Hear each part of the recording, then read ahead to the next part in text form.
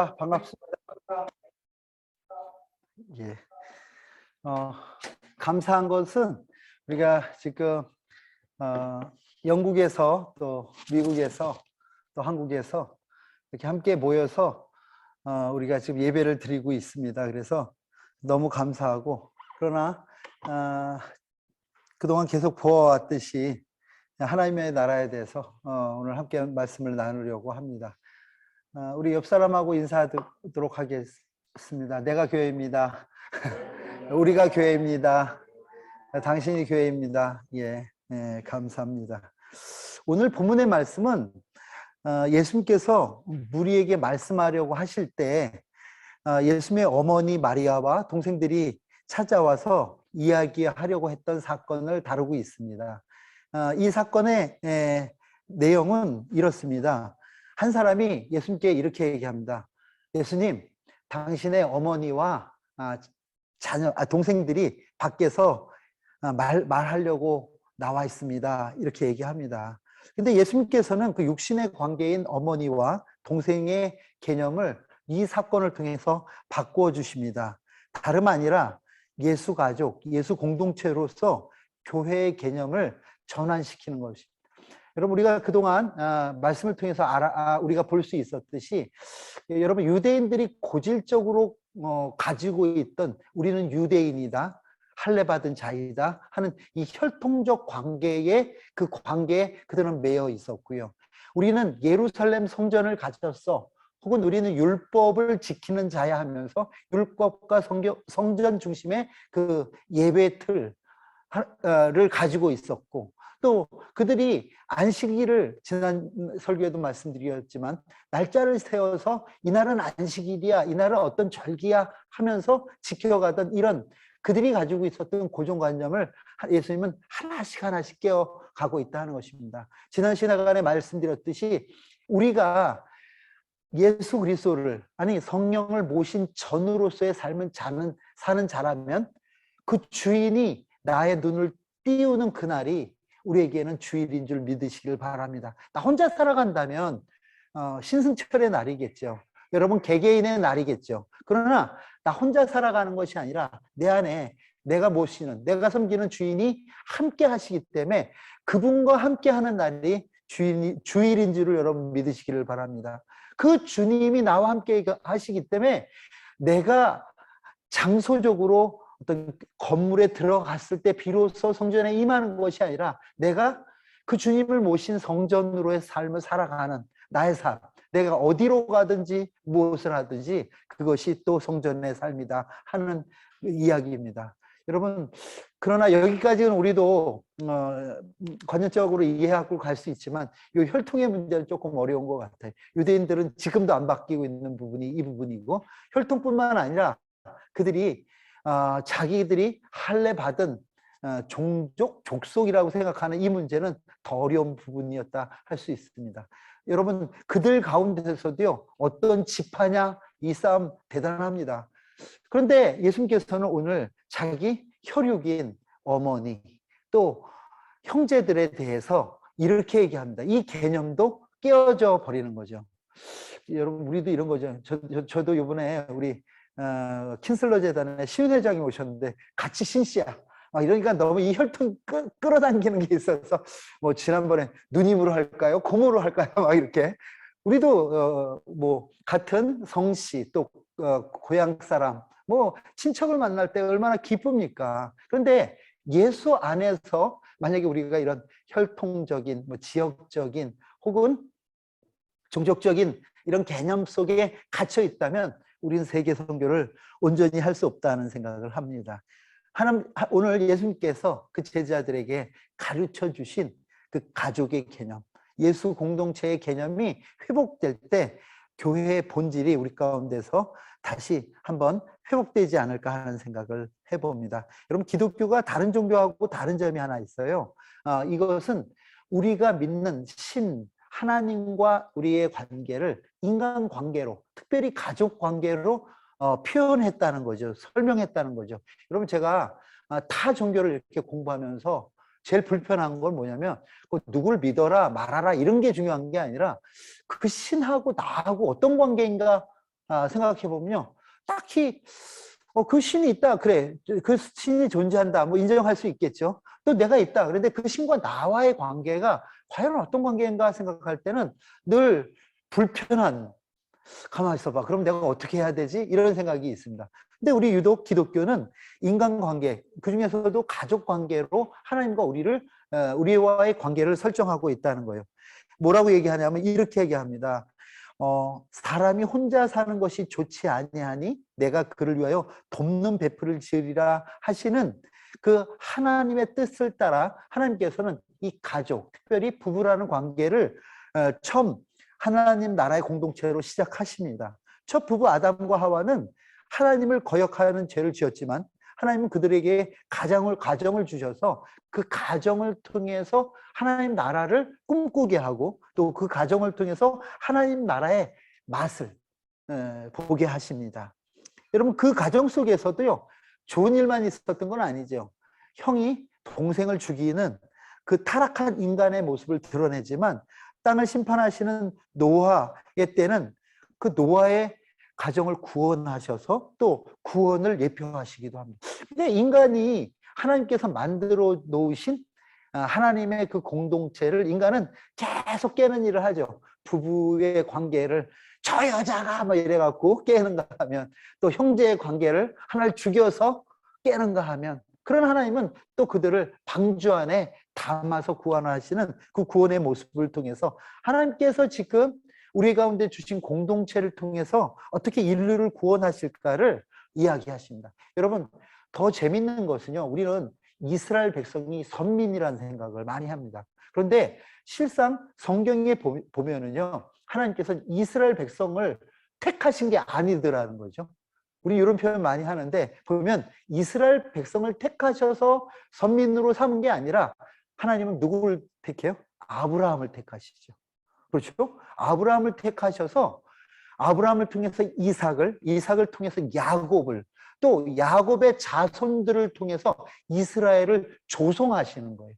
와, 이게 너무 놀라운 거죠. 하나님은, 그러니까 아브라함과 사라라는 이 부부, 또 그 부부를 통해서 주시는 자녀, 또 그 자녀의 자녀 속에서 이루어지는 이스라엘이라는 그 공동체, 이것을 하나님은 사용하셔서 그 공동체를 통해서 예수가 이 땅에 오게 하시는 그 역사를 이루어 가셨다 하는 것입니다. 여러분, 그래서 하나님은요, 이런 하나님의 역사 속에서 하나님과 우리의 관계를 아버지와 자녀의 관계로 설정하시고 이야기하십니다. 그래서 나도 어렴풋이 우리 아버지를 보면서 하나님 아버지가 이럴 것이다, 그릴 수도 있게 되고요. 또 자녀들을 생각하면서 아버지의 마음이 이런 마음이구나 하고 우리로 하여금 그 하나님의 마음을 조금이나 엿볼 수 있도록 하셨다는 것입니다. 뿐만 아니라 예수님과 우리의 관계는요, 남편과 아내의 관계로 설정하셨어요. 물론 결혼하시지 않은 분들은 이 비밀의 내용을 알 수 없겠지만, 예수님을 우리는 남편이다 이렇게 얘기해요. 신랑이다. 또 죽이고 싶은 사람도 있을 수도 있습니다. 그런데 그게 문제가 아니라 그 신랑의 개념, 여기서 남편, 아내의 개념은, 그 남편은 아내를 산 사람이에요. 유대 개념에서 보면. 그렇죠? 지참금을 갖다 주고 그 아내를 사온 자예요. 주인이죠. 어떻게 보면요. 그 주인으로서 이제 산 자가 그 아내를 끝까지 책임져 주는 거예요. 그의 모습과 관계없이. 이런 모습 속에서 우리 신랑 되시는 예수 그리스도가 우리를 그의 피의 값으로 사실 뿐만 아니라 우리를 끝까지 책임져 주시는, 또 예수님이 우리를 사시고 다시 오시마 하고 승천하셔서 다시 우리가 그 신랑을 기다리는 처녀와 같은, 아내와 같은 그 마음으로 그와 맞이할 천국 혼인잔치를 기대하는 그런 그 기다림, 또 그런 기대함의 삶을 우리로 하여금 살게 하셨다는 것입니다. 성령님과의 관계는 우리를 성령이 거하시는 전, 이렇게 표현해요. 저는 이번에 우리 킨슬러 신 회장님하고 대화를 하면서 제 가운데 굉장히 인사이트 있게 하나 확 이렇게 받은 얘기가 하나 있어요. 뭐냐면 저도 오랫동안 선교사로 30년 선교사로 살면서 또 우리가 바세코라는 아주 불쌍한 지역에서 사역을 하다 보니까 그들에 대한 긍휼함으로 일을 했어요. 근데 제 생각이 사실은 이번에 신 회장님 얘기하신 거기까지는 못 미쳤어요. 그런데 이런 얘기를 하시더라고요. 내가 북한에 있는 가난한 자들에게 먹을 것을 갖다 주고 입을 것을 나눠주고 하는 이 일은 단순한 구제의 일이 아니다. 나는 그 안에 성령이 임하셔서 이루어갈 하나님의 전을 가꾸고 꾸미는 일이다. 이런 얘기를 하시죠. 제가요 너무 이 말씀에 감사하고 얼마나 감동이 되는지. 그렇지. 그냥 그들의 가난함, 불쌍함을 보고 갖다 먹이고 입히고 하는 것은 동양일 수 있죠. 동정일 수 있죠. 근데 우리가 하는 것은요, 우리가 그들을 먹이고 입히는 거기에서 머무르는 게 아니라 그들이 성령 받아 하나님의 전될 것을 생각하고 그들을 세워가는 일. 이게 얼마나 귀한 일인가. 그런 면에서 우리 WCDF 이 공동체가 얼마나 귀한가. 우리 교회 예배당 없잖아요. 우리 환경 봉사 뭐 이런 거 할 수 없잖아요. 청소 봉사 이런 거 할 수 없잖아요. 그런데 우리는 하나님의 전이 될 사람들, 특별히 이 땅 가운데 헐벗고 굶주린 자들을 향해서 복음을 들고 또 그들에게 나가서 먹이고 입힘으로 그들이 하나님의 전될 그들을 강건하게 아름답게 꾸며주는 그 일을 하는 NGO다 생각하니까 너무 감동이, 이게 잠이 안 올 정도로 제가 감동이 있었습니다. 그렇습니다. 우리가 단순히 육적인 눈으로만 보면 여러분 그런 우리가 생각하는 그런 동정으로 하는 희생, 헌신, 봉사, 동정으로 하는 그런 구제는 예수 안 믿는 사람들도 얼마든지 할 수 있는 일이에요. 아니, 우리보다 훨씬 더 잘해요. 저래서 더 잘할 수도 있어요. 근데 우리는 개념이 다르다는 거죠. 그들이 배불리 먹는 것은 그들의 육체뿐만 아니라 그 육체가 하나님의 성령이 담길 하나님의 전이기에 우리에게 귀한 줄 믿으시길 바랍니다. 우리가 그들을 아름다운 옷을 입히는 일, 이 일도 여러분 단순히 그의 외형을 꾸미는 일이 아니라 그 일을 통해서 그 하나님의 성전될 그를 미리 축복하고 미리 섬기는 참 귀한 일이다 하는 생각을 해봅니다. 저는요, 물론 우리 운영위원회에서 얘기해봐야 되겠지만 우리 어저께 목사님들하고 그런 대화를 했어요. 우리 WCD 공동체가 그런 의미에서 이번 우리 성탄 때 우리가 전 세계에서 있는 많은 어린 아이들, 또 헐벗고 굶주린 아이들을 정말 예수님의 전을 꾸미는 마음으로 그들을 향해서 우리가 후원하고 함께 했으면 좋겠다는 이야기를 했어요. 이거 꼭 안건으로 다음 우리 운영위원회 때 다뤄주시기를 바랍니다. 예. 이렇듯 우리는 다시 회복될 하나님 나라의 모형을 가지고 그 관계를 우리 관계 속에서, 인간관계 속에서 회복해가며 살아가는 것이 신앙이 아닌가 생각해 봅니다. 부부의 관계를 통해서 하나됨의 의미를 배워가며 예수 그리스도와 내가 하나임을 고백하고, 자녀와의 관계를 통해서 담없는 그 어비의 마음을 우리가 배워가고, 또 부모님과의 관계 속에서는 은혜가 무엇인지를 경험하며 살아가는 것이 우리 믿음의 사람들의 삶이 아닌가 하는 생각입니다. 이웃과의 관계 속에서 방금 얘기했듯이 믿지 않는 자들을 우리가 섬기고 보살피는 것은 그들이 하나님의 전되기를 바라는 그 소원함으로 살아가는, 또 헌신하며 우리가 봉사하고 섬기는 그것이 바로 하나님의 창조의 섭리가 아닌가 하는 생각을 해봅니다. 가정은 하나님으로부터 시작되었고 하나님 나라의 출발점이었고, 그것이 우리가 예수를 머리로 하는 다시 하나 될 하나님의 가정을 의미하지 않을까 하는 생각이에요. 오늘 예수님께서 이런 얘기를 하죠. 내 아버지의 뜻대로 하는 자가 내 형제요 자매요 어머니라, 이렇게 얘기를 해요. 예수와 함께하는 우리를 예수님은 하늘 가족이라고 표현해 주셨어요. 사실 제가 오늘 설교의 제목을 이렇게 잡으려고 그랬어요. 여러분 한번 따라해 보실래요? 물은 피보다 진하다. 다시 한번요. 물이 피보다 진하다.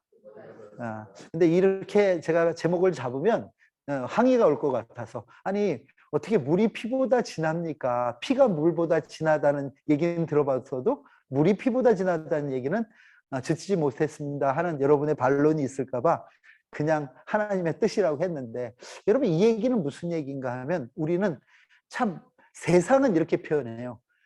피가 물보다 진하다. 그러니까 우리 혈육 관계가 가장 소중한 관계다를 이야기합니다. 근데 예수 믿고 거듭난 자들은요, 물이 피보다 진하다 이렇게 생각해요.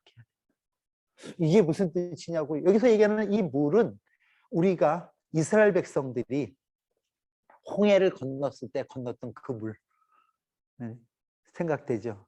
또 여러분, 많은 사람들이 세례 요한 앞에 자기의 죄를 고백하면서 받았던 그 세례의 그 물, 또 우리가 예수가 그리스도임을 고백하며 세례받았을 때 받았던 그 물, 여러분 이 물로 하나 된, 다시 바꿔 얘기해서 그리스도와 연합됨으로 세례받음으로 하나 된 우리의 관계는 피를 나눈 형제의 관계보다 더 진하다 하는 것입니다. 아멘입니까? 그래서 우리가 형제요 자매요, 그리스도가 우리에게 말씀하신 대로 형제요 자매요, 또 어머니인 것을 여러분 믿으시길. 옆 사람하고 이렇게 나이를 생각해 갖고 당신은 나의 자매입니다, 형제입니다, 혹은 어머니입니다 고백하시기를 바랍니다. 고백하세요. 당신은 나의 서목사님 우리 조아연 옆에 앉았는데 뭐라고 했어요? 손녀라고 그랬어요? 딸이라고 그랬어요? 자매라고 그랬어요? 조금 그러면 형제가 너무 늙지 않았나요? 예, 그렇습니다. 우리가 우리의 나이와 관계없이 우리는 형제요 자매인 것이 참 감사합니다. 여러분, 이어서 하신 말씀은 이 우리가 형제되고 자매되고 가족되는 데 있어서 이런 전제를 두시는데, 누구든지입니다. 누구든지 하늘에 계신 내 아버지의 뜻대로 하는 자가 내 형제요 자매요 어머니라고 얘기하십니다. 이 말씀이 여러분 마태복음에만 있는 게 아니라 마가복음, 누가복음에도 병행 구절들이 있는데요. 우리 함께 보도록 할까요? 오늘은 엄청난 분이 나레이션을 해주십니다. 엄태리 자매께서 해주시기로 했습니다. 예, 마가복음 3장 31절에서 35절입니다. 이게 마태복음과 병행 구절입니다. 읽어주시겠습니까? 네, 아멘. 그때 예수의 어머니와 동생들이 와서 밖에 서서 사람을 보내어 예수를 부르니. 어렵습니까? 네?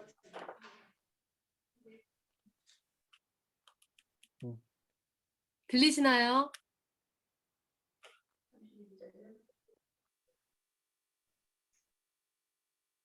읽겠습니다.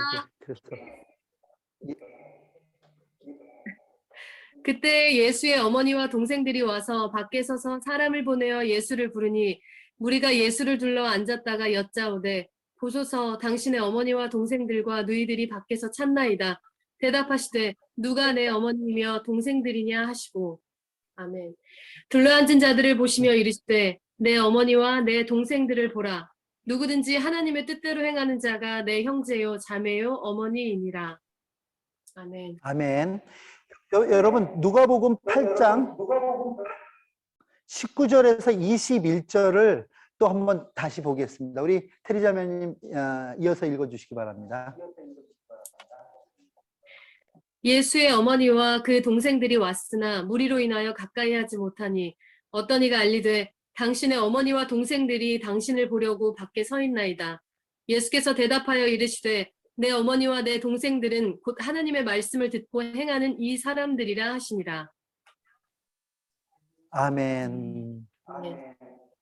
예, 누구든지 마태복음에서는 이렇게 얘기해요. 하늘에 계신 내 아버지의 뜻대로 행하는 자가 형제요 자매다, 어머니다, 이렇게 얘기하시는가 하면, 마가복음에서는 하나님의 뜻대로 행하는 자가 형제요 자매다 얘기하십니다.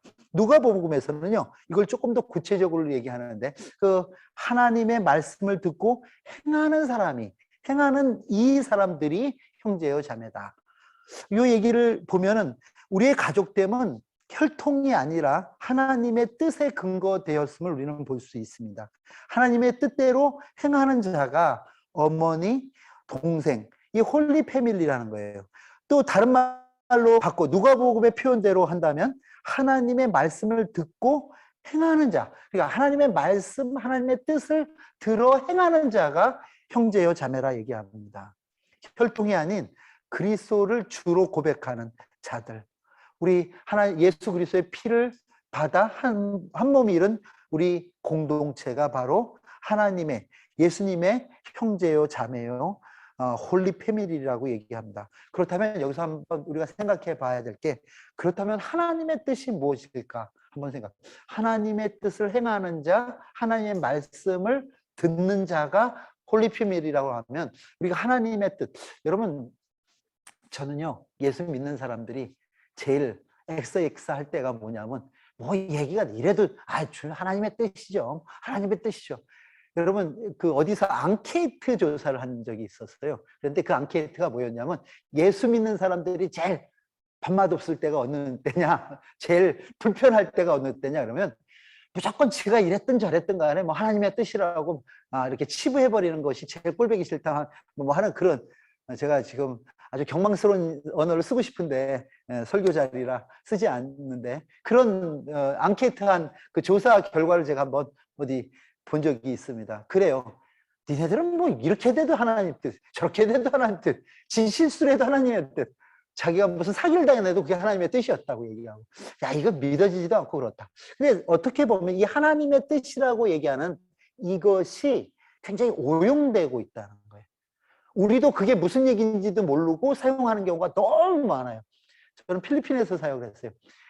제가 우리 필리핀 좀 신앙 있는 목사님들이나 아니면 신앙 있는 성도들한테 뭐 얘기하면 이런 얘기만, 야 너 이렇게 하면 좋지 않겠냐? 그러면 맨날 if God's will, God's will, 하나님의 뜻이라면, 걔는 정말 하나님 뜻대로 안 살아요. 그런데 뭘 이렇게 대답할 때 보면 하나님 뜻이라면 진짜 순종도 안 하면서. 그런데 우리는 뭔가 이런, 제가 이 표현에서는 이런 거예요. 필리핀 사람들이 또 뭐 그 외 한국 사람들도 그렇겠지만, 자기가 지금 직면한 어떤 일에 대해서 선뜻 순종하지 못할 때, 예스하지 못할 때, 난 잘 모르겠지만 하나님의 뜻이라면 뭐 그렇게 되겠지 하는 체념. 뭐 어떻게 보면 우리 아랍권의 선교사님들 그 뭐라 그러죠? 그렇죠, 인샬라. 뭐 얘기만 하면 인샬라. 그리고 택시 거스름돈 받으려고 그랬는데 왜 인샬라 하고 말아요? 주님의 뜻이 그거 주라는 겁니까? 뭐 이런 너무 황당한 인샬라가 많아요. 근데 우리도 똑같이 인샬라 해버리는 거예요. 이거 하나님의 신의 뜻이라면. 근데 이게 믿지 않는 사람들에게는 굉장히 거부감으로 온다는 거예요. 아니 우리 믿는 사람들끼리도 솔직히 그런 사람 좀 재수없지 않아요? 전 그런 것 같아요. 뭐 좀 해보라. 뭐 하나님 뜻이면 하겠죠. 뜻을 모르는 사람들이 그게 뜻이 뭔지 모르고 그냥 내뱉는 관용 옥구가 돼본 게 가스윌이라는 게 돼버렸다. 그럼 가스윌이 뭘까? 우리는 성경에서 한번 차근차근 봐야 되겠어요. 우리 테레자매님 지금부터 마태복음 6장 10절부터 3번, 4번, 5번, 마태복음 7절까지 이걸 쭉 한번 읽어보세요. 제가요, 이 하나님의 뜻일 때 뜻이라는 헬라어를 쭉 델레마라는 이 단어를 다 찾은 거예요. 마태복음에서 한번 읽어 주시겠습니까? 6장 10절입니다. 나라가 임하오시며 뜻이 하늘에서 이루어진 것 같이 땅에서도 이루어지이다. 나더러 주여 주여 하는 자마다 7장 21절. 나더러 예. 주여 주여 하는 자마다 다 천국에 들어갈 것이 아니요 다만 하늘에 계신 내 아버지의 뜻대로 행하는 자라야 들어가리라.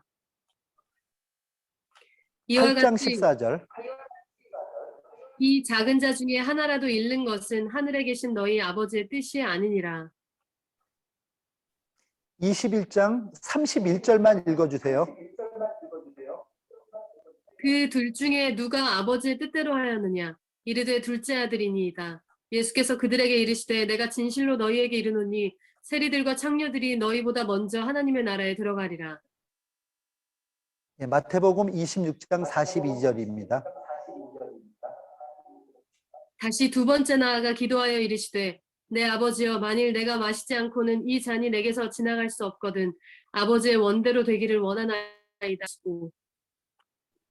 네, 감사합니다. 아멘. 오늘 우리가 읽었던 요 마태복음의 말씀들을 이렇게 촘촘히 보다 보면 나라가 임하옵시며 뜻이 하늘에서 이루어진 것 같이 땅에서도 이루어지기를 원합니다. 이렇게 표현합니다. 이 얘기는 뭐냐면 예수님께서 우리에게 기도를 가르쳐 주시면서도요, 자신의 뜻을 이 땅 가운데 펼쳐가는 삶, 이것은 하나님의 뜻을 이루는 삶이 아니라 얘기하시고 이미 우리를 위하여 하늘에서 이루어진 삶이 나를 통해서 펼쳐가기를 기도하라 말씀하셨다는 거예요. 여러분, 여기서 지금 하나님의 뜻이 무엇인가에 대한 그 감을 여러분들이 좀 잡으시면 좋겠습니다. 보세요. 나더러 주여 주여 하는 자마다 천국에 들어가는 것 아니다. 다만 하늘에 계신 내 아버지의 뜻대로 행하는 자다. 이렇게. 그러니까 여러분, 하나님의 뜻은 찾는 게 아니라요, 행하는 거예요. 여러분, 이것을 여러분들이 잘 모르는 것 같아요. 그래서 자꾸 사람들이 하나님의 뜻을 찾아다녀요. 근데 성경에서는 하나님의 뜻을 찾으라 하지 않고 행하라 이렇게 얘기해요. 그 하나님이 그러면 우리에게 행하라 하신 하나님의 뜻이 무엇일까? 또 우리 말씀을 통해서 봐야죠. 예, 21장 30절, 31절에 보면요, 그 큰아들, 둘째 아들 비유가 있어요. 저도 요거 굉장히 요 본문이 불편한 본문이에요. 왜냐면 우리도 아들이 둘이었고 목사 아들 둘이었는데 꼭 이게 여기서 보면 둘째 아들이 착한 거로 나와요. 뭐냐면 첫째 아들은 예 하고 안 가는 거고요. 둘째 아들은 아니요 하고 가는 거거든요. 그런데 둘째 아들에게 가서 또 그와 같이 말하니 대답하여 이르되 실소이다 하였다가 후에 뉘우치고 갔으니 이렇게 해요. 뉘우치고 갔으니 여러분 이거는요 뜻을 찾은 게 아니라 행동한 거죠. 뉘우쳤다는 행동이 수반되는 얘기고요. 그 둘 중 누가 아버지의 뜻대로 하였느냐 하고 묻는 거예요. 당연히 둘째죠. 뉘우치고 간 자. 이 얘기죠. 자, 마태복음 26장 42절도 예수님께서 마지막 기도를 하시면서 그러는 거 아닙니까? 내 뜻대로 마옵시고, 그렇죠? 내 뜻대로 마옵시고 아버지의 뜻이 이루어지기를 원하나이다 하는 것은 이제 하나님께서 나를 통해서 이 땅 가운데 이루고자 하시는 그 하나님의 소원이 나를 통해 이루어지기를 원한다는, 내가 하나님 앞에 나를 내어드립니다 하는 이 얘기죠. 그러니까 여러분, 주권이 어디 있냐면요, 철저하게 하나님께 있었다는 거예요. 근데 우리는 그동안 계속 하나님의 뜻을 찾아갔고 그것을 이루겠다는, 내 자신이 주인이 돼서 내 자신이 의도를 가지고 하나님의 뜻을 찾더라는 거예요. 하나님, 나를 향하신 뜻이 무엇입니까? 만약에 하나님이 진짜 죽어, 그럼 죽으실 수 있겠습니까? 그 뜻이. 여러분, 우리는 많은 친구들이, 저는 이제 젊은 친구들하고 이렇게 상담을 하거나 이럴 때 보면은요, 간혹 제가 훈련을 좀 받아라. 또 무슨, 너는 아무래도 이렇게 하는 게 좋겠다. 야, 뭐 이건 이렇고 저렇고 이런 얘기를 할 때 많은 친구들이 이런 표현들을 해요. 뭐 하나님의 뜻이라면 그렇게 이루어지겠죠. 뭐 너무 쉽게. 아직 기도해봤는데 그 뜻이 뭔지 모르겠어요. 근데요, 그리고 또 어떤 친구들은 거꾸로 저한테 상담해 옵니다. 주님의 저를 향하신 뜻이 뭔지 모르겠는데 좀 알려주시겠어요? 근데 제가 하고 싶은 얘기는 이거예요. 알면 그렇게 살 자신 있어? 혹은 여러분이 하나님의 뜻을 알면 그 뜻을 이룰 능력이 있어요? 능력도 없는 것들이. 왜 알려고 그래요? 우리는 하나님의 뜻을 알지 못해서 내가 이루지 못한다는 편견을 갖고 있습니다. 오해하고 있습니다. 근데 하나님의 뜻은요, 내가 알아서 이루어지는 게 아니라는 거죠. 여기서 우리가 말씀 속에서도 보았듯이 하나님의 말씀을 듣고 행하는 자가 하나님의 뜻을 아는 자예요. 돌이켜야 될 때 돌이키는 거죠. 그게 하나님의 뜻을 아는 자입니다. 그렇죠? 하나님께서 부르실 때 더벅더벅 그 앞으로 나가는 거죠. 가라 하실 때 가는 거죠. 그렇다면 하나님의 뜻은 우리를 내어놓고, 아니 내가 폭이 되어지고 하나님 앞에 순종하는 게 주님의 뜻이죠. 내 원대로 마옵시고 아버지의 뜻이 이루어지기를 원하나이다 하는 이 말씀대로 하늘에서 하나님의 뜻이 이루어진 것 같이 내게도 이루어지기를 원합니다 하는 자기 포기와, 어찌 보면 나에 대한 부인이, 내 자신에 대한 자기 부인이 하나님의 뜻을 아는 자의 첫 번째 반응이라는 거죠. 그리고 그것이 그 어떤 상황과 환경과 처지가 내게 올지라도 그것을 나는 주의 뜻으로 받겠습니다. 그 속에서도 나는 주님의 말씀, 그 말씀을 믿음으로, 약속을 믿음으로 오늘 하루도 살겠습니다 하는 것이 하나님의 뜻이 아닐까. 하나님의 뜻은 절대 찾아 나서는 것이, 알아서 되는 것이 아니라 우리가 행하는 것이라는 것을 여러분 기억하시기를 바랍니다. 여러분, 요한복음에는요, 이 말씀을 좀 더 구체적으로 얘기하십니다. 4장 34절 우리 태리 자매님이 읽어주시면 감사하겠습니다. 예수께서 이르시되 나의 양식은 나를 보내신 이의 뜻을 행하며 그의 일을 온전히 이루는 이것이니라. 아멘. 예, 나의 양식을 보세요. 예수님께서 이 땅에 계실 때 양식 삼았던 게 뭔가 보십시오. 나를 보내신 이의 뜻을 온전히 이루는 것이라고 그랬어요. 여러분, 예수님만 이 땅에 보내심을 받았습니까? 제가 지난 설교 속에서 보내심이라는 설교를 한 적이 있는데, 여러분 우리도 동일하게 하나님으로부터 이 땅에, 예수님으로부터 제자로서의 삶을 살도록 또 이 세상에 보내심을 받은 자예요. 그러면 이제는 자명한 것은 내 뜻이 아니라 예수님께서 그러셨다면 그의 뜻, 보내신 이의 뜻을 따라 행하는 것이 우리의 삶의 내용이라 하는 것입니다. 여러분, 보내심을 받은 자가 뭡니까? 보내다, 미션, 보내심을 받은 자, 미셔너리. 우리 모두 선교사들 아닙니까? 선교사들이 왜 선교지에서 자꾸 다툼이 생깁니까? 누가 기준이 되니까? 내가 기준이 돼. 보내신 자가 기준 된다면, 우리를 보내신 이가 한 분 하나님이라고 믿는다면 우리 가운데 무슨 다툼이 필요하겠어요?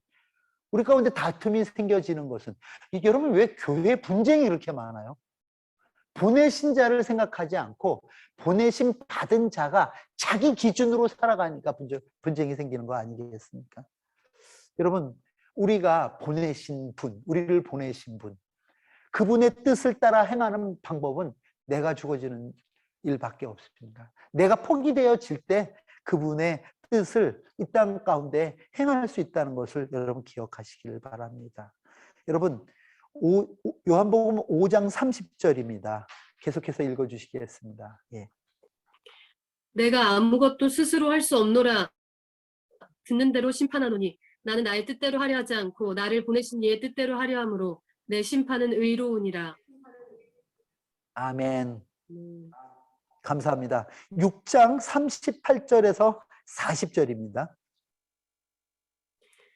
내가 하늘에서 내려온 것은 내 뜻을 행하려 함이 아니요 나를 보내신 이의 뜻을 행하려 함이니라. 나를 보내신 이의 뜻은 내게 주신 자 중에 내가 하나도 잃어버리지 아니하고 마지막 날에 다시 살리는 이것이니라. 내 아버지의 뜻은 아들을 보고 믿는 자마다 영생을 얻는 이것이니 마지막 날에 내가 이를 다시 살리리라 하시니라. 야, 우리 모두 다 같이 크게 아멘. 아멘. 네, 아멘입니다. 그래서 분명히 얘기하신 게 뭐냐면, 내 아버지의 뜻은 아들을 보고 믿는 자마다 영생을 얻는 것이라. 이렇게. 아들 보고 믿는 자마다 영생을 얻는 것이다. 마지막 날에 내가 이를 다시 살리리라 하시다. 여러분, 그렇습니다. 하나님의 뜻은 우리가 예수 그리스도를 통해서 그 구원에 이르는 것, 이것이 하나님의 뜻입니다. 그 일을 위해서 우리를 부르실 뿐만 아니라 우리를 보내셔서 그 일을 감당하게 하셨다는 거예요. 그렇다면 우리는 우리의 삶을 이 하나님께서 우리에게 뜻으로 주신 이 복음을 삶의 기회로 삼아서 내가 어디에 있든지 무엇을 하든지 더즈메러입니다. 문제가 되지 않습니다. 그게 중요하지 않습니다. 무엇이 우리에게 중요한가 하면 내가 복음의 통로가 되어서, 아니 복음의 기회가 되어서 내 삶을 통해서 그 복음을 아는 자들이, 생명을 얻는 자들이 있기를 소망하고 살아가는 것, 그게 하나님의 뜻이라는 거죠. 여러분, 그러기 위해서 그 뜻을 함께 가진 자들을 우리를 홀리 패밀리, 내 형제요, 내 자매요, 내 어머니다, 이렇게 얘기했습니다. 촌수로 보면 신 회장님은 저에게 고모쯤 되는 것 같은데, 이 말씀으로 보면 자매일 수도 있고 어머니일 수도 있다. 우리가 정말 지금 각 나라가 다른 나라에서 지금 사역하고 있습니다. 위치하고 있습니다. 그리고 형편과 상황이 다 다르지만 우리가 형제임을, 자매임을 고백할 수 있는 것은 우리가 그 복음을 가졌기 때문인 줄 여러분 믿으시기를 바랍니다. 여러분, 그렇다면 이제는 우리가 어떻게 이 땅을 살아가야 될까 자명해지는 것 같습니다. 하나님의 뜻으로 살아갈 것인가, 나의 뜻으로 살 것인가. 여러분, 이것이 하나님의 뜻을 분별하는 데 있어서 자기의 주관적인 경험이 기준이 되면 안 된다는 것을 여러분 기억하세요. 아, 내가 막 이렇게 했더니 이렇게 되더라. 그게 보니까, 알고 보니까 그게 하나님의 뜻이었어. 우리 이런 표현들 많이 하는데 이제 앞으로 이런 표현 안 하는 게 더 좋을 것 같습니다. 자신의 경험 혹은 개인의 경험이 보편적 증거가 되어서 하나님의 뜻을 확증하려고 할 때 다른 사람들이 헷갈릴 수가 있어요. 거기에 혼돈될 수가 있어요. 믿음은 물론 개인적인 경험이, 하나님과의 그 경험이 쌓여져 가는 것, 그 하나님과의 관계가 믿음인 거 확실합니다. 그건 나에게 주시는 하나님의 각별한 은혜지만, 여러분 이것을 일반화시켜갖고 다른 사람에게도 그걸 강요한다든지 또 그렇게 하라고 하는 것은 저는 아닌 것 같다 하는 생각입니다. 그러나 우리는 어떤 생각이나 견해, 주장이 하나님의 뜻을 대신할 수 없다는 거예요. 그러니까 여러분, 제가 이 말씀을 마무리로 드리는 이유는 이런 거예요. 많은 경우에 야, 그게 주님의 뜻이야, 이게 주님의 뜻이야, 너무 많은 사람들이 하나님의 뜻을 쉽게 얘기함으로 인해서 그 사람의 견해나 생각이 마치 하나님의 뜻을 대신하는 것처럼 여겨지는 거예요. 아, 네가 잘 돼야 되지 않겠어? 그래야지 훌륭한 일을 하고 많은 사람을 구원하고, 어떻게 보면 되게 그럴싸한 얘기 같지만 하나님은 그에게 부하게 살게 하셔서 그 일을 이룰 수 있지만 가난하게 살게 하셔서 그 일을 또 할 수 있거든요. 왜냐하면요, 그 가난 통해서 끝까지 하나님 부인하지 않는 그 신앙. 아, 네가 건강해야 주일 많이 하지 않아? 맞아요, 건강해야 주일 많이 하죠. 그런데 어떤 시기에는요, 그가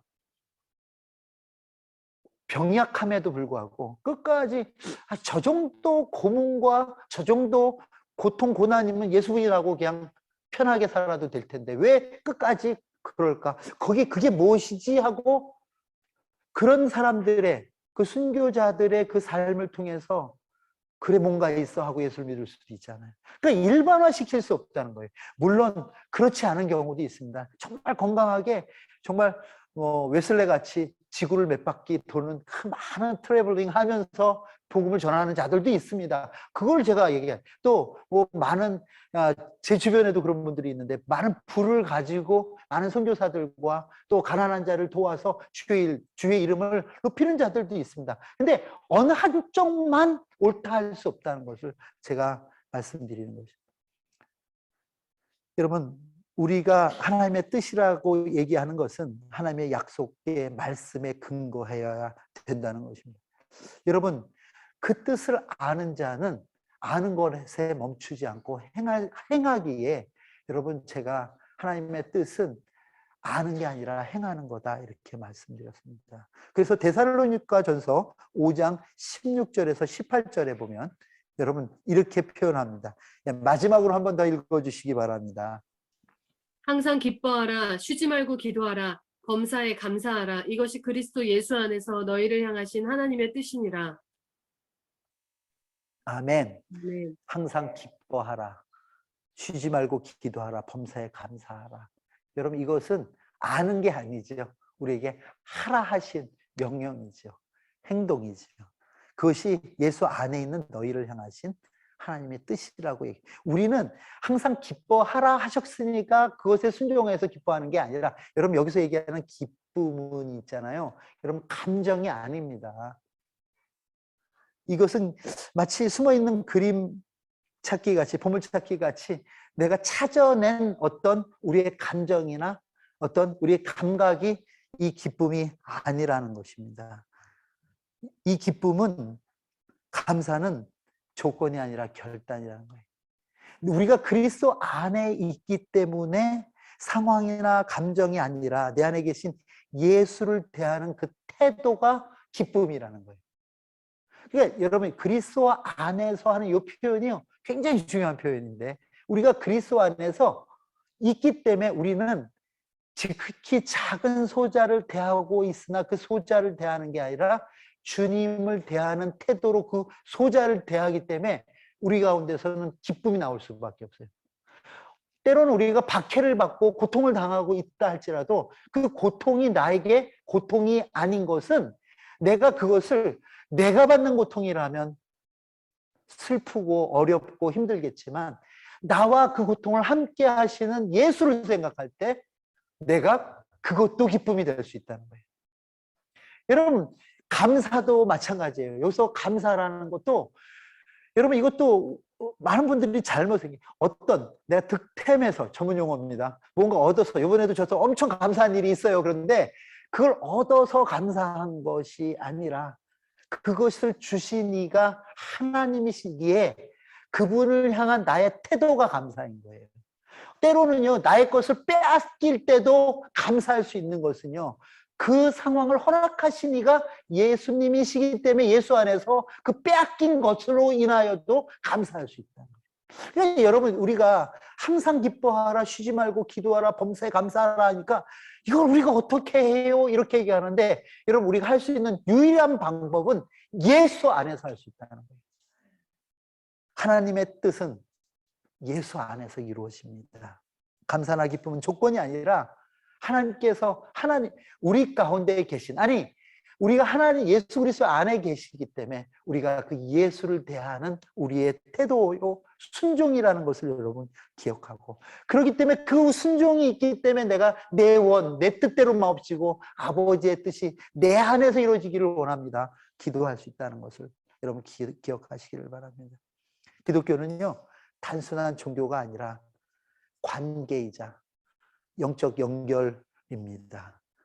여러분 믿음이란 하나님의 뜻을 알고 그 하나님 나라를 추구하여 살아가는 그 삶이 믿음인 것이지, 우리가 가지고 있는 확신이나 우리가 가지고 있는 어떤 지식, 지혜가 우리의 믿음의 내용이 아니라는 것입니다. 하나님의 뜻은 선택의 문제가 아니라 내가 내 뜻 혹은 하나님의 뜻을 선택하는 그 기로에 서서 늘 헤이트하고 서 있는, 그게 하나님의 뜻을 구하는 자의 모습이 아니라, 우리는 우리를 향한 하나님의 뜻이 있음을 믿고 우리에게 주신 말씀 가운데 순종하는 그 삶이 하나님의 뜻이라는 것을 여러분 기억하면서, 오늘 여러분에게 하신 말씀을 여러분 곱씹어 생각하시면서, 하나님 이 말씀을 통해서 내가 무엇을 행하여야 될까요? 주신 내게 행하라 하신 그것들을 내가 어떻게 내 삶 속에서 순종으로 받아들일까요를 생각하는 여러분, 저와 여러분 되기를 바랍니다. 한번 저를 따라 하실까요? 신앙이란 인간이 가진 것으로 하나님을 섬기는 것이 아니라 하나님의 방법으로, 하나님의 뜻으로 세상을 사는 것이다. 다시 한번 조금 더 크게 따라 하시기 바랍니다. 하나님의 뜻은 예수 안에서 이루어집니다. 네, 감사합니다. 우리 주신 말씀 생각하면서 함께 기도하겠습니다. 그렇습니다. 하나님, 우리 가운데 말씀하여 주셔서 너무 감사합니다. 이 뜻이 하늘에서 이루어진 것처럼 내 삶 속에 이루어지기를 소망합니다. 내 안에 부어주신 그 성령을 통해서 내가 그 뜻 이루어가며 살겠습니다 고백하는 저와 여러분 되기를 바라겠습니다. 다 같이 기도하겠습니다.